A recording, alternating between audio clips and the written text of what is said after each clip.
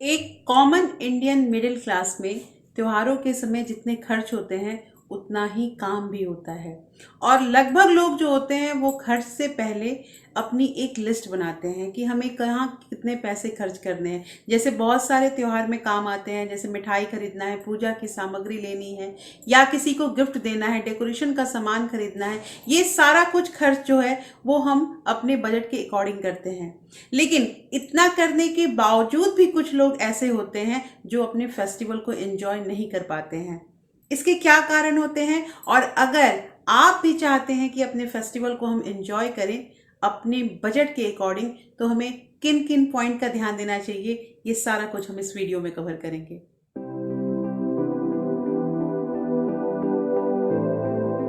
Hello everyone, welcome back to my channel real life with Tukku. कैसे हैं आप लोग? आई होप आप बहुत अच्छे होंगे और सेहतमंद होंगे, और आप लगातार मेरी वीडियो के साथ भी बने हुए होंगे। दोस्तों, आज की वीडियो में हम बात करेंगे कि अभी हमारा जो ये त्योहारों का सीजन स्टार्ट हुआ है, बहुत सारे त्योहार जो है इस मंथ में पूरे मतलब लगभग पूरे त्योहार से ही भरा हुआ ये मंथ है। तो उसमें हमें कैसे अपने त्योहार को भी इंजॉय करना है और हमें अपने पैसे भी कम से कम खर्च करने हैं, ये सारा कुछ इस वीडियो में हम डिस्कस करेंगे। इसलिए दोस्तों, इस वीडियो के अंत तक जरूर बने रहिएगा। और हाँ, इस वीडियो में मैं आपको 6 ऐसे पॉइंट बताऊंगी, 6 ऐसे टिप्स बताऊंगी जिसकी जानकारी अगर हमें हो जाए तो हम अपने त्योहार में बहुत पैसे बचा सकते हैं। इसलिए दोस्तों, वीडियो के अंत तक जरूर रहिएगा। तो चलिए स्टार्ट करते हैं वीडियो को। सबसे पहला पॉइंट है दोस्तों कि हमें अपना बजट बनाना होगा। देखिए, क्या होता है कि अभी जैसे दिवाली का सीजन आ रहा है, तो दिवाली में मोस्टली लोग अपने रिश्तेदारों को, अपने नेबर्स को कुछ ना कुछ गिफ्ट देते हैं। कई लोग मिठाई देते हैं, कई गिफ्ट देते हैं। तो ये आपको कितने लोगों को गिफ्ट देना है और आपको क्या गिफ्ट देना है, इसका सबसे पहले आप लिस्ट तैयार कीजिए। आपके कितने लोग हैं, इसका अगर लिस्ट आपको रेडी हो गया कि आपको 10 लोगों या 12 लोगों या 20 लोगों को अपना मतलब गिफ्ट डिस्ट्रीब्यूट करना है, तो उसके अकॉर्डिंग अब आप ध्यान दीजिएगा कि आपका बजट कितना होगा। बजट जब आप प्रिपेयर कर लेंगे तो इससे एक चीज होगा कि जो ओवर स्पेंडिंग हम करते हैं ना, कभी कभी ऐसा होता है कि हमें पता ही नहीं चलता है और हमारे पैसे बहुत ज्यादा खर्च हो जाते हैं, खासकर फेस्टिवल के टाइम में। तो इससे हम बच सकते हैं। अच्छा, अगर बाय चांस हमारा जो बजट है उससे अगर हमारा ज्यादा खर्च होता है, तो हमें ये चीज ध्यान देना है कि हम इन पैसों की जो कटौती है किस जगह पे कर सकते हैं। ये सब चीज अगर हम रेडी कर ले त्योहार से पहले ही, तो हमारे पैसे बहुत बचेंगे। और बिना प्लानिंग किए हुए कभी भी शॉपिंग करना, चाहे वो आप ऑनलाइन शॉपिंग कर रहे हैं या फिर आप अपने लोकल मार्केट से ही कुछ ले रहे हैं, ये करना बिल्कुल उचित नहीं रहेगा। तो पहला पॉइंट ये है कि आपको बजट बनाना बहुत ज़रूरी है।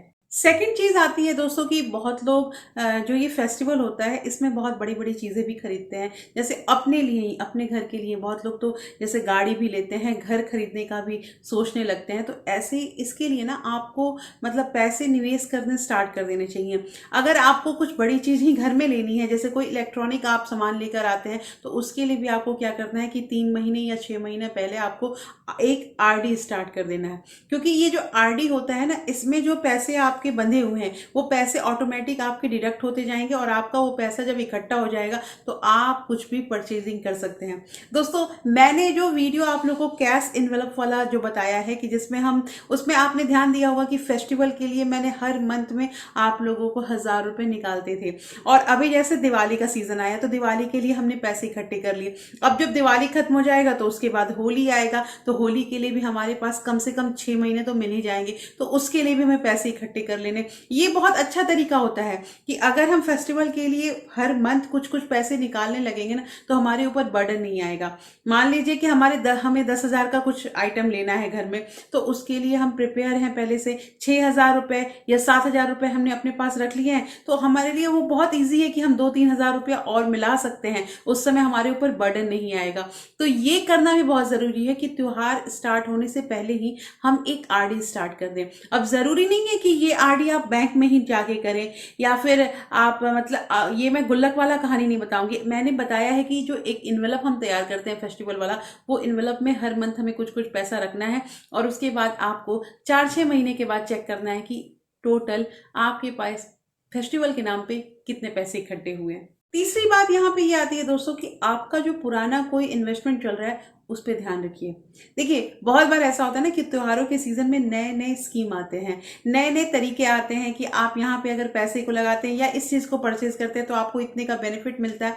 हाँ, वो सब चीज़ें सही है, लेकिन इसके साथ आपको ध्यान देना है कि आपका पुराना कोई निवेश चल रहा है या फिर उसमें आपने कौन सी गलती मतलब आपसे हो चुकी थी, उस चीज़ को आपको दोहराना नहीं है। ये सब देखिए, गलतियां होती रहती हैं, लाइफ चल रहा है तो गलती तो कुछ कुछ होती रहती है, लेकिन यहाँ कहना क्या है कि गलती अगर होती है हमसे तो उस गलती को हम दोबारा रिपीट नहीं करेंगे, उस गलती से हम सीखेंगे, ये चीज होता है। और त्योहारों में ये चीज ध्यान देना जरूरी है कि जो स्कीम आते हैं ना उसको अच्छी तरह से समझिए, उसमें आपको क्या फायदा हो रहा है, या आपने पिछला कोई आपका कोई इन्वेस्टमेंट चल तो नहीं रहा है। अगर आप फ्री हैं हर तरफ से तो आप उस स्कीम का फायदा उठा सकते हैं, और जो चीज जरूरी है उसी चीज को लेने की कोशिश कीजिए। देखिए दोस्तों, ऐसा नहीं है कि बड़बोलेपन में हमारा मतलब इस बार अभी दिवाली आई है तो हम ये चीज ले लेते हैं, ये चीज कर लेते हैं, क्योंकि सबका हाथ हमेशा टाइट ही होता है, खासकर त्योहारों के टाइम में। तो इसलिए अपना देखकर आपको क्या लेना है, आपका बजट उसको अलाउ कर रहा है कि नहीं,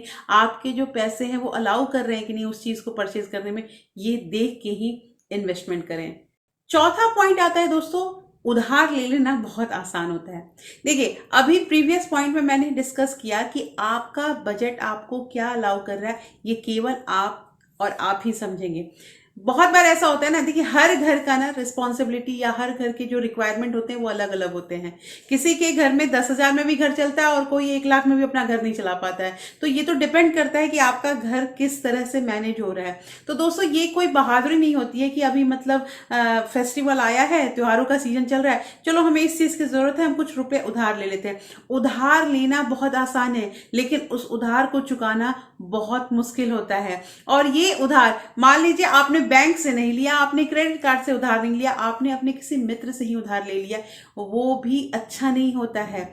आप कोशिश कीजिए कि जो पैसे आपके पास है, जो नगद आपने रखे हैं, उसी में अगर आपने सामान वो खरीदना है तो आप खरीद पा रहे हैं तो ठीक है, नहीं खरीद पा रहे हैं तो आप अपना बजट कम कीजिए और आप दूसरे सामान की तरफ जाइए, या फिर देखिए कि आपको उस चीज की नीड है या नहीं है। मैं तो यही चीज कहूंगी कि आप अपने नीड के अकॉर्डिंग ही परचेजिंग कीजिए, दूसरे को देख के आपको परचेजिंग करने की जरूरत नहीं है। तो उधार लेना बंद कीजिए। पांचवी चीज है, क्रेडिट कार्ड का इस्तेमाल कम से कम करें। दोस्तों, ये तो बहुत इजी हो गया है कि अगर हमें मतलब लाख रुपए 2 लाख रुपए की भी कोई चीज है, सोचने की जरूरत नहीं है, क्रेडिट कार्ड है ना, एक बार स्वाइप कर लेंगे और फिर हम उसको 9 महीना या 12 महीने का ईएमआई बना देंगे और फिर उसको हम करते रहेंगे, इजीली हो जाएगा। ये जो काम है ना, ये बहुत इजी है और ऐसा लगता भी है कि हम कर लेंगे, और मोस्टली जो लोग होते हैं वो कर भी लेते हैं 9 महीने 6 महीने में। लेकिन आपने कभी ध्यान दिया है कि उसमें आपको कितना एक्स्ट्रा पैसा लग जाता है? हो सकता है कि आप उस पैसे को बचा के, आपको अगर उस चीज को लेने की जरूरत है तो आप एक बार में ही ले सकते हैं, जरूरी नहीं है कि आप उसकी ईएमआई बनाएं। तो ये चीज ध्यान दीजिए। और क्रेडिट कार्ड से अगर हम स्वाइप करके कुछ भी लेते हैं ना, वो उस समय में फील नहीं होता है, बाद में जब हर महीने किस्त जाने लगती है तो फील होता है कि ये हमने एक बर्डन अपने सर पे ले लिया है। तो दोस्तों, करना ये है कि त्योहारों में कोशिश कीजिए कि क्रेडिट कार्ड का इस्तेमाल आपको कम से कम करना है, इससे आपके पैसे बहुत बचेंगे। और लास्ट पॉइंट है दोस्तों कि आपने पैसा कहाँ खर्च किया है, कितना खर्च किया है, कितना आपके पास है, कितना आपने मतलब उधार ले लिया, ये सारा कुछ लेखा जोखा आपके पास होना चाहिए।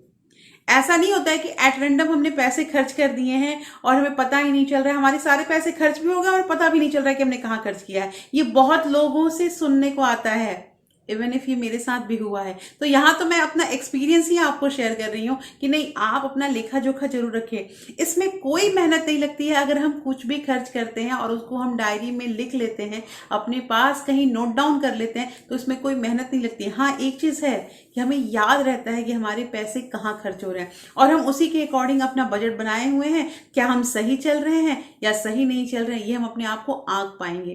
तो दोस्तों, ये जो मैंने आपको 6 पॉइंट बताए, ये 6 के 6 पॉइंट बहुत इंपॉर्टेंट है, और अगर हम इसको अच्छे ढंग से और इसी के अकॉर्डिंग चलते हैं तो त्योहार में हमारे पैसे कम खर्च होंगे। मैं ऐसा नहीं कहूंगी कि बिल्कुल खर्च नहीं होंगे, खर्च कम होंगे, हमारे बजट के अकॉर्डिंग होंगे और हमें किसी से भी उधार मांगने की ज़रूरत नहीं पड़ेगी।